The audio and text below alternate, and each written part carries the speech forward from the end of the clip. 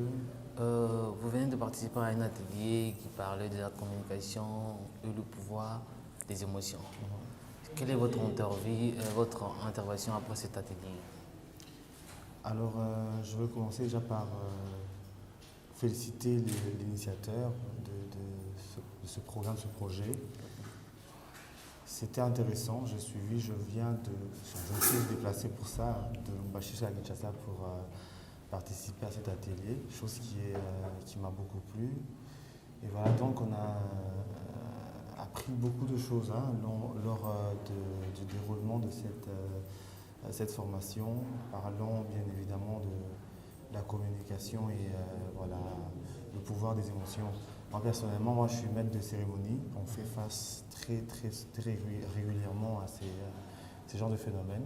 Comment gérer les émotions et donc plus des formations. Ça serait intéressant pour des personnes qui se retrouveraient dans une situation de stress ou encore de comment gérer les émotions. Voilà. Ok, merci beaucoup. Vous venez de nous dire que vous venez de très loin, vous venez de Lubumbashi jusqu'ici. Alors, et pourtant, la dame qui donne une formation, elle a encore ajouté notre maudit pour le 1er juillet. Quel mot que vous avez à dire pour ces personnes qui ne sont pas venues aujourd'hui, ou bien vos amis de Lubumbashi, de Kinshasa, pour le 3e maudit? En tout cas, je vais lancer un appel. Je vais lancer un appel à tous ceux-là qui traînent encore pour participer à cet événement. Il y a une prochaine rencontre.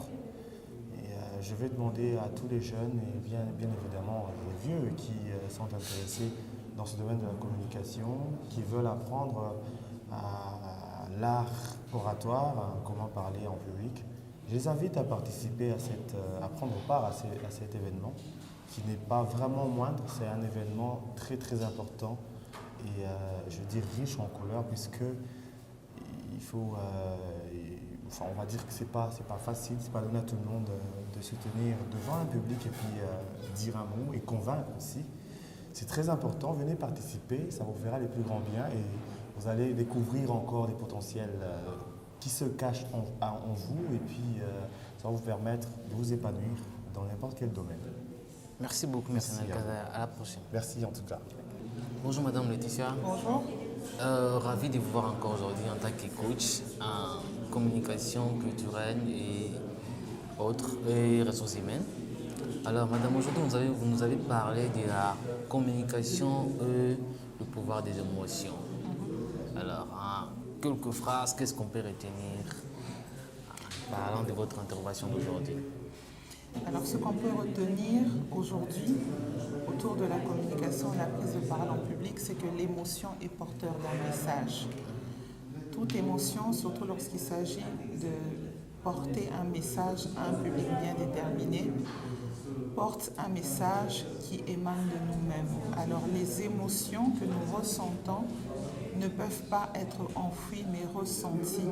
L'essentiel, ce n'est pas de les maîtriser à tout moment ou de les faire taire, mais c'est de les exprimer tout en les orientant différemment. Voilà un petit peu ce que je peux dire là-dessus.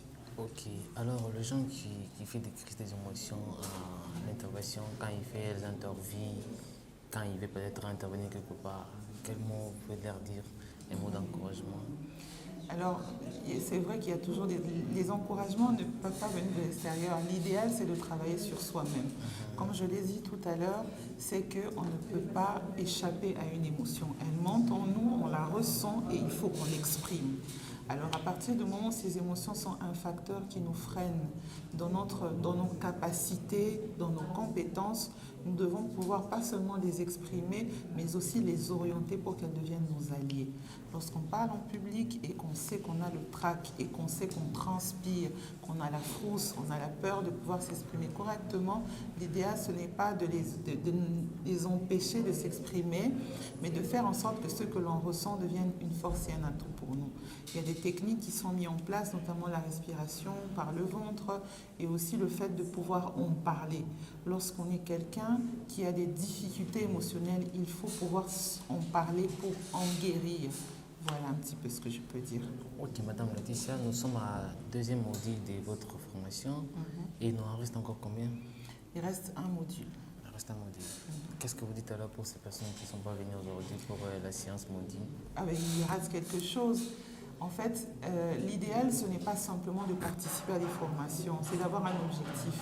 Ceux qui viennent ne viennent pas par plaisanterie, en fait. Ils viennent parce qu'ils ont un objectif bien déterminé.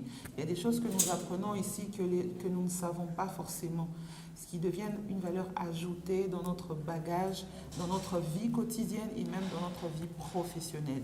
Donc il y a des choses que nous cherchons à acquérir, c'est les occasions comme ceci, des formations, des ateliers qui nous aident justement à pouvoir créer ou alors combler les lacunes que nous avons. Donc je vous invite nombreux, ce n'est pas encore fini. À la clé, il y a une certification, c'est vrai, la certification prouve que vous avez suivi, vous avez un parcours, vous êtes éligible dans le monde de l'emploi, mais c'est aussi pour vous-même. Donc je vous invite, venez et nous sommes ravis de vous voir. Donc vraiment, soyez les bienvenus. Merci beaucoup, Madame Laetitia. On se voit le samedi prochain, le 1er juillet pour la 3e moitié. À très bientôt. Merci beaucoup.